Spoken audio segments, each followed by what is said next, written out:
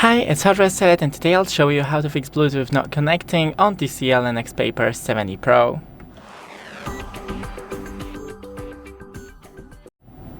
So first scroll from the top and open the Bluetooth device, settings, then right here disable the Bluetooth, enable the airplane mode, then disable the airplane mode and enable Bluetooth to restart the Bluetooth settings.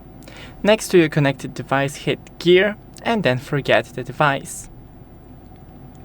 We need to wait a couple of seconds for the devices to load back on.